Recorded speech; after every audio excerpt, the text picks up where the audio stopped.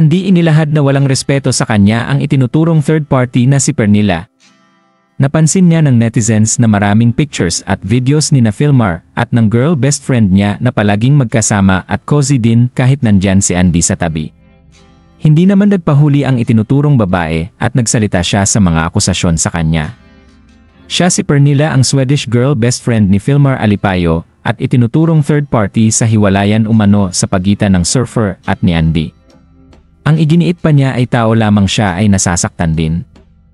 Just don't understand why some people have so much hate in their minds and bodies. I hope that if you ever make a hurtful comment, you can still sleep peacefully at night and smile knowing you've caused someone pain.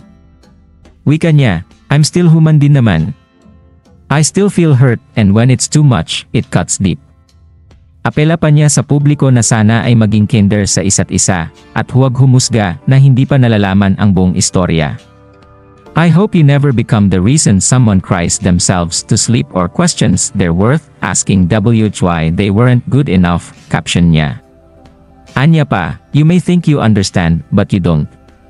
Sa isa pang post ni Pernilla ay makikita ang solid white background na may caption na, you always jump into conclusions before knowing the reason behind things. Samantala hindi naman ito nagustuhan ng netizens, dahil tila siya pa ang biktima sa storya hinggil sa gulo na kanilang kinasangkutan ni Andy ay ngaynman. Paglalahad kasi ni Andy ay ito ang unang taong nagsasabi palagi kay Filmar na hiwalayan siya at wag nang ituloy ang kanilang relasyon. Sinubukan rin daw ng dating aktres na mag-reach out sa kaibigan ni Filmar para sa paliwanag, ngunit mas pinili nitong huwag siyang pansinin. Sina Andy at Filmar ay na-engage noong 2020 at ikakasal na sana last year.